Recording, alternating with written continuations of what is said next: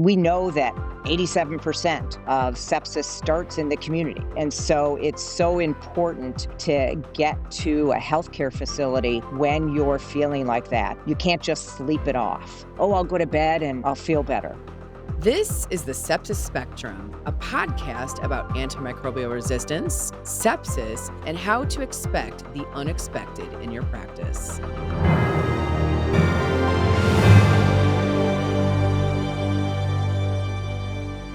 Okay, if it's safe to do so, close your eyes. Take a breath.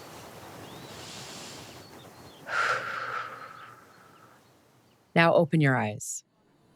You're lying in a hospital bed, and over on your chart, it reads infection. That's not entirely alarming until your blood pressure crashes, your organs start to fail, nurses zip into action, monitors scream, and then you hear it, the word that changes everything: sepsis. And thankfully, you survived. Although, as we all know, survival is only the beginning. The bacteria that nearly killed you, it might be stronger now, more cunning, resistant to what saved you last time. So as you leave the hospital, disoriented and exhausted, little do you realize you're actually stepping into a maze of follow-ups, confusion, and risk.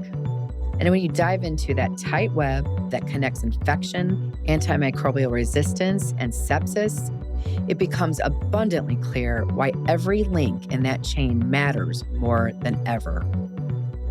Sepsis is a life-threatening emergency that happens when your body's response to an infection damages vital organs and often causes death. In other words, it's your body's overactive and toxic response to an infection. Sepsis is a medical emergency that requires rapid diagnosis and treatment. Hi, everyone, and welcome to the Sepsis Spectrum. I'm Nicole Kupchik, critical care nurse and clinical nurse specialist, and your guide through the weird world of sepsis and antimicrobial resistance, or as we like to call this season, microbial mysteries. On today's episode, we're going to chat about how infection, antimicrobial resistance, aka AMR, and sepsis are all tangled together and how they're putting serious pressure on public health, communities, and the social factors that affect people's well-being.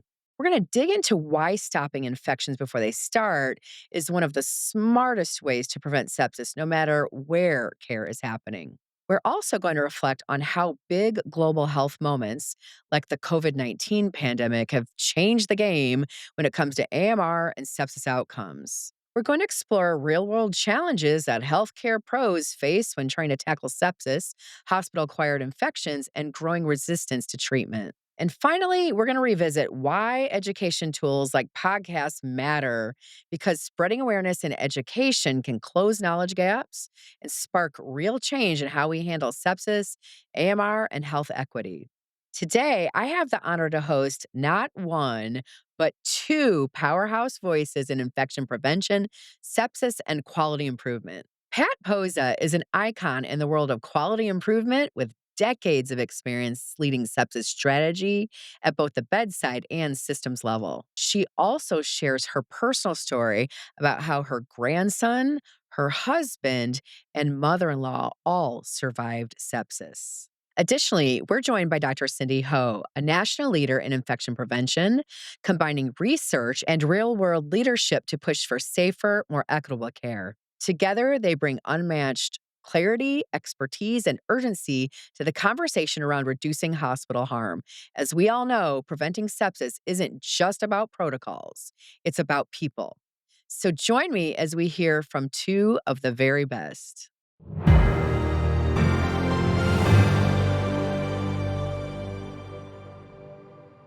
All right, welcome to the show, Dr. Ho and Pat Posa. How are you both?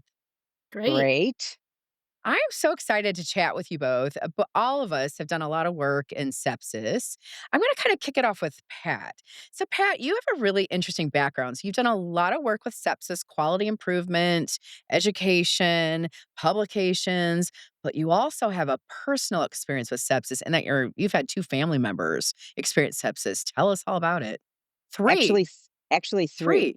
3, yeah. So, mother-in-law, she experienced community-acquired pneumonia that went into sepsis, actually went into septic shock, and she was 86 years old. It was the first time she was ever in the hospital, and she went to the hospital that I worked at and, had started the sepsis program, and, things went pretty well. She got, early goal-directed therapy, she got all of the bundles, the 3 and 6-hour bundle, and at that time, I think it was during the 6 and 24-hour bundle, but, went to the ICU, and it was funny, I had to warn the ICU that this was not a sim, right? That it was my mother-in-law coming, Is this uh for real this time? for real, this is for real 'cause, we would do simulations, but she did really well.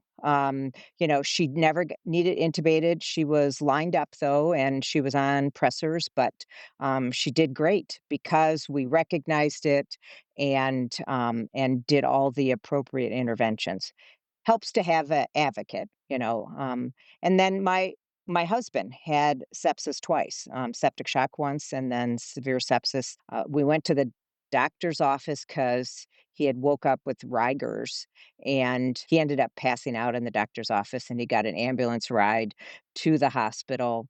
He got the, fluids and antibiotics and never needed pressors, and, he did well, but he suffered significantly even though he wasn't in the ICU, he suffered from post-sepsis syndrome. He had brain fog, he had every all the laundry list of things, the insomnia, the inability to pay attention, anxiety, and that took a while to go away, especially a year later, he had the same thing, and again, after a dental cleaning, even though we had changed antibiotics. But he's doing great now, no additional problems, and then I had a grandson. The day he came home from the hospital, so it was, 36 hours after he was born, he, was not awake a lot, and so they gave him a bath to try and wake him up, and then he, stopped breathing, and so I was there, so we didn't have to do full resuscitation, just rescue breathing, and he went to the hospital, and then we got transported to the University of Michigan, Mott Hospital, and, he never needed to be intubated either, but it was strep pneumonia, and he has, some long-term he did have some long-term effects, but he's doing great. He's 7 and, um, Thriving. thriving and, still has respiratory issues, but, he's, playing flag football and, just started playing softball, or baseball, so, yeah, he's a great little kid. Well, and I okay, so do all the work you've done, I mean, we all 3 of us know that sepsis is the leading cause of mortality in hospitalized patients, and just knowing that, even in the pre-hospital setting, things are not always great. What Pat, just from your experience, like, what would be some advice that you would give to, like, let's say, the public, anyone who's listening, just of just signs that you'd say, "Don't ignore." Malaise, altered mental status, that confusion is a significant sign. Fever, but, you'll be fortunate if you have a fever, because if you don't, you're less likely to go in, but so it's that fever, you feel like your heart's racing, you just don't feel like you have any energy, you feel the worst that you have in forever. Um, you need to see someone. It's really I mean, we know that 87% of sepsis starts in the community, right? And so it's so important to get to a healthcare facility, when you're feeling like that, and, you can't just sleep it off, right? "Oh, I'll go to bed and, Yeah. I'll feel better." Yeah, and I think, one of the things I always kinda joke around with when I'm teaching nurses and physicians and other healthcare providers, I always teach about that cute you're getting a report from the emergency department, the cute little lady who's got a urinary tract infection and who's pleasantly Confused. confused, right? Yeah. But, just truly like thinking about paying attention to that or even asking patients that they feel like they're out of it or somebody who's close to them because it's so common. And in the elderly, you would just dismiss it as dementia or, other things going on when really it's not. It's a change. Yeah, and that's so important because in the state of Michigan, we have a statewide collaborative, and helping hospitals do more appropriate care for sepsis patients. And the key factor, key symptom people come with for sepsis is altered mental status. I mean, that's the trigger related to organ dysfunction. There's tachycardia and fever, but it's altered mental status. And you're right, Nicole. Asking as healthcare professionals, the person might not know they're confused. Asking their family member, have they sounded off? And that's a really important indicator. Now, let's go to the professional side of what you've done because you've done a lot of work, especially in the state of Michigan. You've done work with Sepsis Alliance. Tell us about what you've done and any because you recently retired, not fully. You're still doing a lot of work, but tell us about okay, now you're at a reflection point in your career. Like, what's the work you've done and what are you reflecting on? I've always been passionate about sepsis. I started my practice in the late 70s, and I was in a medical ICU in a downtown Detroit hospital. And the patients that came to us were so sick. By the time they got to us, they had 3 or 4 organs down and they just didn't survive. And Yeah. our unit's nickname was Almost Heaven.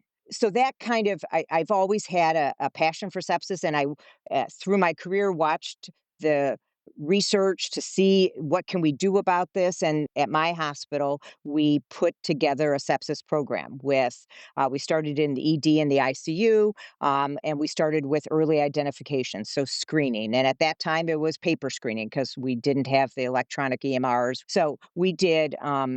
Screening and we followed the early goal directed therapy, which is what came out in the surviving sepsis initial guidelines. And we collected data, gave that data and feedback back to the staff on how they were doing.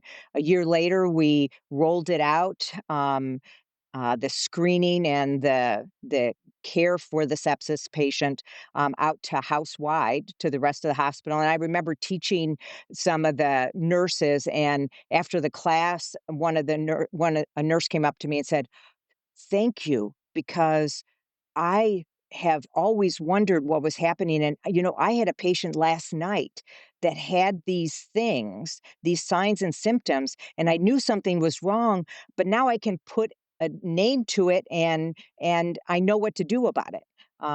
So the work that we did at St. Joe's, then, we tried to assist the rest of the state in doing it. And then I worked along with my sister, Kathleen Bowman, and we kind of developed a framework for implementing a sepsis program.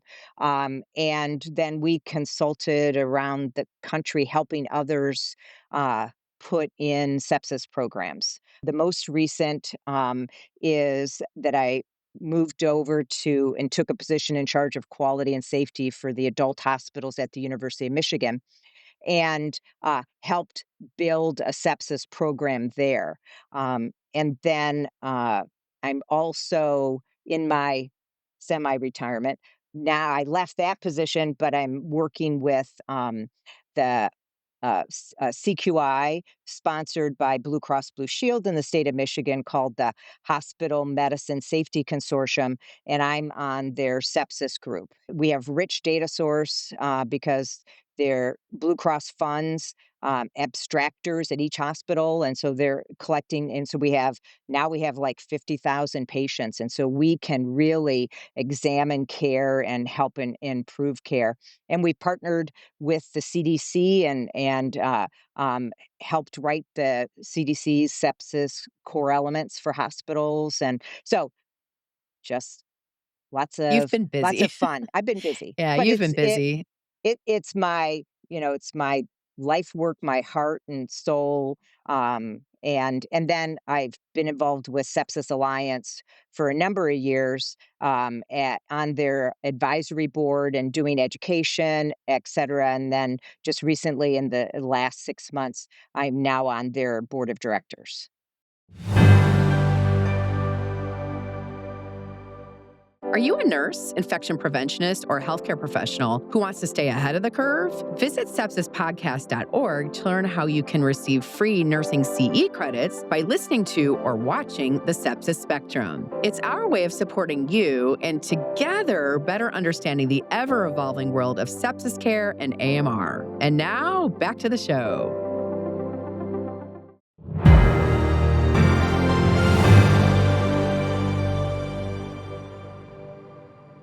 One of the things just in listening to you talk is it's really exciting to know that so much effort is happening on a national level to keep driving us forward and pushing us forward. And I mean, sepsis is such a common problem that have either of you watched the new show The Pit Oh, on yeah. HBO Awesome. Max? Yeah. Yeah, I mean, even The Pit it had a big episode on where sepsis was a huge focus. And this guy went from being okay to like dead quickly. Yeah. And I just because I think that's one of the challenges, right? Is that the public understands signs of stroke. They understand signs of a heart attack, but does the public understand truly what is sepsis even? Well, and they don't, right? And now it's gotten better. And Dr. Ho, you can chime in. Sepsis Alliance, which is a voluntary organization, nonprofit organization whose whole mission is to decrease suffering from sepsis, right? And increase education and knowledge. They've been doing a survey, and I can't remember how many years, but they've seen it go from only 22% even recognize the word sepsis to now there's recognition up in the high 60s, right, Dr. Ho? It's a higher percentage, I can't recall the number offhand, but, there's a lot of gaps in knowledge, out there in the public, and that's why Sepsis Alliance and other entities exist for sure, and all the stuff that did, Pat, and are doing, I just kinda wanna say a quick amen because, I mean, it was like a lot for sepsis, so thanks for everything you're doing. Yeah, so Dr. Ho, tell us what you're up to. You've been busy as well. I do a little bit of this or that. Well, I'll explain that for Sepsis Alliance, I'm also on the board of directors along with Pat and others, and I serve as the chief medical officer. I also work on equity, diversity, and inclusion for Sepsis Alliance. And then in my doctor hat, I'm an infectious disease doctor for Jefferson Health. Jefferson is a system of around 32 hospitals, and I stay in my local area, New Jersey. And in that capacity, what I do are things related to sepsis. I would say at one point we actually had around 3 different sepsis committees internally going around at the same time. And I also focus on my hat as an infection control officer, which deals a lot with preventing an infection from occurring in the first place. There's also antibiotic stewardship, which has to do with antibiotics and tailoring them to the individual. And then there's somewhat more random things that don't really seem like they're related to sepsis, but actually they could be. And in the past couple of years, I've been working on quality improvement, patient safety, equity, and of all things, language access. So I've been a little bit busy, but I actually could probably do a little bit more, to be honest with you. So looking for stuff to do out there. Well, okay, let me ask you this. So it's been 5 years since the pandemic. Do Mhm. you think the pandemic helped us move in a good direction on just calling sepsis what it is? And maybe do you think it's helped hospitals become better? Or do you think we took some steps back? I would just love your perspective on that. Yeah, well, as an infectious disease doctor, and especially in my role as infection control officer, I'm sort of the sacrificial lamb. So it turns out that I actually saw the very first COVID patient in kind of our region, really. And there were so many other factors because this patient spoke a language other than English, and we had to use Mm. interpreters. And then there were We wanted to sort of reunite the family as there was some separation from the family that the person was a part of. And during those COVID times, the infectious disease, what we call census, that's the kind of the list of patients that you see really, really just was gigantic. And we had to triage and go and see all these incredibly sick patients um, that really had severe sepsis from COVID because the organ dysfunction, which Pat described of encephalopathy or altered mental status, was certainly occurring, but so was the cascade to being so hypoxemic or having low oxygen that people would be on the ventilator, which was kind of a poor prognostic sign initially, and also other kind of higher amounts of oxygen that were not necessarily related to the ventilator. And so during those times, of course, you have to be very studious and careful to prevent secondary infection. And I have to say that from an infection prevention standpoint, it was really nice because you saw very diligence to use of hand hygiene and personal protective equipment. And then and then, you know, so and the people that were also sick from other infections, they either stayed away and the outpatient offices did a really good job, and or by the time they came in from other non-COVID infections, they were pretty sick with severe sepsis or septic shock from bacterial reasons. And I think it really kind of mobilized certain entities, certainly infectious disease, critical care realms. But I think there was a part that didn't that we had some gaps in. So, for instance, the next gen of medical students, sometimes the house staff may not have been exposed initially, just to prevent them from getting infected. And so there's a lot of difference when you don't have that patient touch. And as far as what's transpired, because from a public health standpoint, there was so much focus on items like COVID, then other things sometimes lapsed. And so I think that, we certainly need, a more call to arms uh, so the answer to your question ultimately is that I think we have some lessons learned of what we could do better, like preparing for the next pandemic, trying to prevent infections from occurring in the first place so you don't get sepsis with things like the COVID vaccine and so forth. But, there's a lot more to be learned that, it to be determined, as they say. Yeah, I think it was definitely a good audit tool of how prepared hospitals were at the time. I don't know, how convinced do you both feel that hospitals across the country have really done a good reflection and said, "Okay, here's what we're gonna do different next time." At least for Jefferson, you know, we're on all sorts of committees, but I'll just tell you that Jefferson, I actually am on a pandemic preparedness committee, so we're prepared. Nice. That's so good. That's amazing, though. That's how it needs to be, right? Yeah, and so you get together teams of people who are infectious disease, infection prevention officers, and you just consider what did we learn then and how could we prepare, kind of contingency planning. Of course, not every place is like that, so I will defer to Pat for additional insights from her end. Well, and I don't think every hospital is doing that. I know that, I was at University of Michigan during the pandemic, and I know they have something similar going on where they are continuing to prepare just like Joint Commission readiness. They are looking at being ready for a pandemic. I think there were some positives from COVID, if you can say there are any positives. I think we've figured out we can make decisions faster and we can make changes that are necessary faster.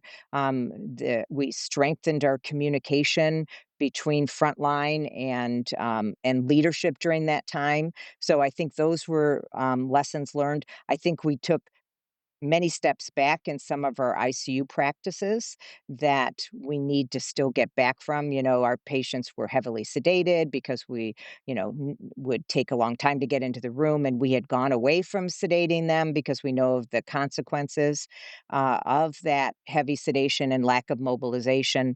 I think that we the public heard the term long COVID, which is really no different than, or physiologically, and the reasons might be a little bit different, but people had with sepsis had been experiencing post sepsis syndrome. So I think that that was a positive, in that people then realized that you can have some long-term effects from sepsis, those patients that had this severe COVID with sepsis had long-term effects. I think that's honestly one of the positive things that came from the pandemic is the post-hospital care. A lot of cities across the country have, and now there's a new ICD-10 code for post-sepsis care as Yep, well. yep. Yeah, so any other thoughts on that, Dr. Ho? Yeah, I kind of feel that the the sort of support for long COVID is perhaps much greater in respects than post sepsis, Yeah. because if you ask providers, they might not be familiar with the term, may not know what to look for, and so, for instance, this is actually a true story, but, there was a patient who had, looked up physicians in her area for her husband, and then she kind of Googled Sepsis Alliance, so was happy to find that I was in the relative general area and kinda crossed state lines to see me, and, kinda have not had was basically a little bit ignored before from other physicians that they had gone to see, and so I think they really felt a lot of comfort from what I had to tell them about the entity. So it's in some ways under-recognized, but great that you know of that factoid of the ICD-10 code, but just we need more people to recognize and to present to physicians and other providers who are comfortable with acknowledging this and how to manage it. I almost feel like it's a specialty in and of itself, right? I mean, truly, the rehabilitation part of it. I think that the your primary care doc, right? So when you get discharged from the hospital, we know a best practice is to get them an appointment, and that's that ICD-10 code, right? So it's a special appointment. It can be longer, right? And they'll get reimbursed for it, specifically that post hospitalization appointment. I think we do need. We still have major gaps in our primary care providers understanding post sepsis syndrome, Sure. and they don't have to be experts in it, but they need to be able to recognize when they're and assess for it, right, in their patients that are coming to them after having a sepsis episode, and be able to explain to them that these are things you might experience. Are you experiencing any of them? These are not unusual, and then linking them with appropriate services based on what symptoms they might be experiencing. Even though we know the research and the data on how to help resolve post-sepsis syndrome, as well as post-ICU syndrome, is very weak. We don't have a lot of, besides the functional piece where we know the physical therapy, et cetera, the cognitive stuff is still in its infancy in restoring the cognitive functions. It would be so nice to have kind of these, post-sepsis clinics, and not necessarily for the diagnosis of post-sepsis syndrome, but after somebody survives about a sepsis, to be able to see someone who's more knowledgeable about sepsis, because there's actually that vulnerable period where after they have survived about, they could potentially have a new infection, Mhm. and just be very, very vulnerable from an immune system standpoint. And so there are some cases where I've seen somebody who's incredibly sick, really survived septic shock, and I tried to hold on to them a little bit longer in an outpatient setting just to see how they're doing and everything. One of the things that it's in its infancy as well, is we know that, when you have sepsis, you're on antibiotics, right? And on antibiotics changes your gut flora. And the healthy bacteria go away, and my husband experienced that significantly, having two bouts, within a year, and he did go to a specialist, because then he was catching everything that came by, and we have 8 grandkids and, and their petri dishes, right? And so he went to a specialist to help restore his appropriate gut flora, and we don't, that's not something that people are doing or recommending, or there isn't a best practice for that. People are not aware that they should do that, so um there's lots of gaps still. Yeah, and Dr. Ho, what advice do you give to patients? Because you see a lot of these patients. And so, what advice do you give as far as staying ahead of a new infection or preventing a new infection? Because I feel like I don't feel like I've discharged many patients who've had sepsis, and I don't feel like I've really done a good job of arming them with information they need. Sure. Well, I would say that there's a motto that Sepsis Alliance has, and it's called "Infection Prevention is Sepsis Prevention," which sounds really catchy. Maybe because I help them with it, but or maybe not. But it's that infection control hat that I have. The way I'll put it is this way: that a lot of it is about education. And if I am seeing somebody who has sepsis due to a particular infection in the hospital, I'll sort of explain the nature of their current infection, the treatment, and at times I'll work them backwards to see if they know what their initial symptoms are versus how they are now. And what I'm trying to do really is to enable the patient, their loved one, or advocate that, these are some early signs and symptoms before you get sepsis of the infection itself. I'll take urinary tract infections as an example. Uh, you can have pain when you pee, you can have urgency, you can have frequency. But if you ignore those, then it kind of cascades from the bladder all the way up to the kidney, and it gets much more severe, can cause pyelonephritis and sepsis. It's terrible because you can have fevers of 103, 104, headaches because of those high fevers. And so often I'm actually talking about seemingly random things like, the next time you have those symptoms, what I want you to do is get checked and get diagnosed. And I generally say, "I like you, but I don't wanna see you in the hospital." Yeah. And so if you get the, earlier diagnosis of the infection, there are times that, if somebody is treated earlier, it never progresses to sepsis. And that's kind of my mantra, like, one of these days, it would be great to be obsolete. Like, there's so often we react to what's happening now. Somebody's in shock, their blood pressure is so low that they have an invasive IV called a central line. They're in intensive care unit. There's all these devices. It's such a risk for infection. But imagine if you could catch all these things before when it's just at the symptom stage. And so to me, I am literally talking about things like I want you to drink more water. I want you to look at things like the color of your urine, because if it's dark, drink more water, or if it's concentrated. If you can recognize symptoms that your loved one is off, they get them evaluated. And that's really the heart of it. And so when you speak about infection prevention and sepsis prevention, I'm sort of like really all game for counseling the patient even more and their loved ones. Oh, absolutely. And I mean, I think that's key because I just don't feel like in the hospital we do it. I have not done a very good job of that. I'll just say that. So, Well, and I can tell you in the hospital that I work at, but also in the state of Michigan in general, that's a big gap, right? And so one of the things that we're doing as part of this collaborative is we're doing site visits where we'll walk the sepsis process and we'll follow a patient, simulated patient, through the ED process to the ICU and then to the floor. And part of what we're asking is, what are you educating the patient along the way about? And what kind of information do you give them when they go home?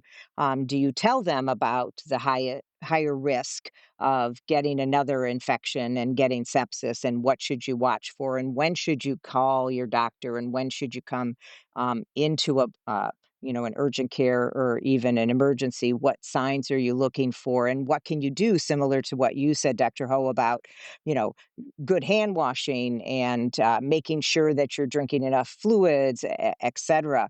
And that's a significant gap. And then also educating people about the possibility of post sepsis syndrome so that they go home and they don't think they're crazy because they can't remember anything or they're can't sleep at night. It is a big gap, Nicole, and I think uh, just about every healthcare organization could probably improve on that because giving it in their discharge summary, right, in their packet that you give them without going through and explaining it, and it's in the last 10 minutes before you're reeling them out the door, that's not when they're gonna retain it. It needs to be something that's done like you talked about, Dr. Ho, where when you round on your patients and you're talking to them and giving them that information in bits and pieces through their stay so that it becomes something that they can ask questions about, but also then become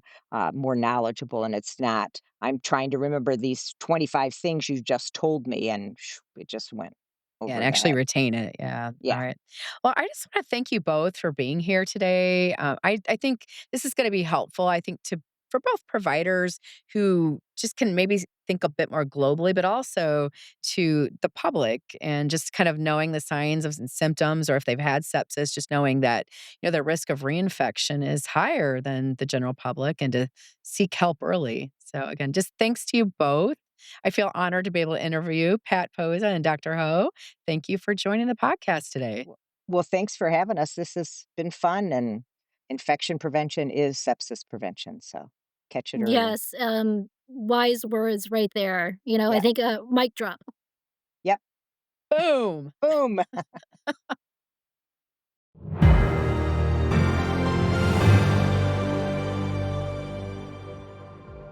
Wow. I really want to thank Pat and Dr. Cindy Ho for joining us.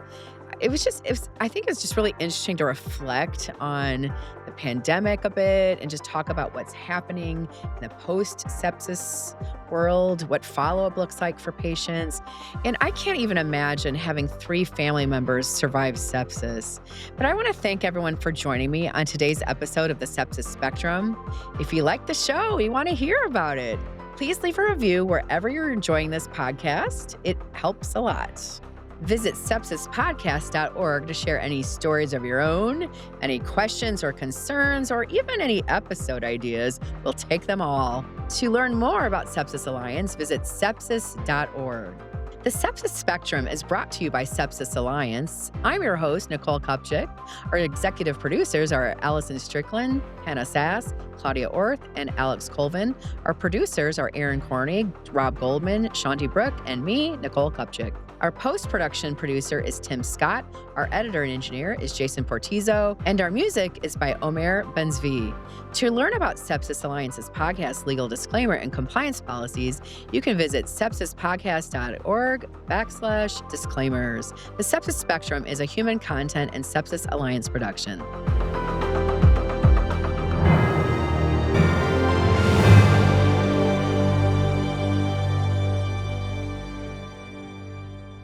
Thanks for watching. I hope you're enjoying the Sepsis Spectrum. Leave a comment below and let me know. If you want to binge some more episodes, just click that playlist right over there. And if you're feeling super generous today, give this video a like, subscribe if you haven't, hit the bell, all the things. And of course, you can also listen on the go wherever you get your podcasts.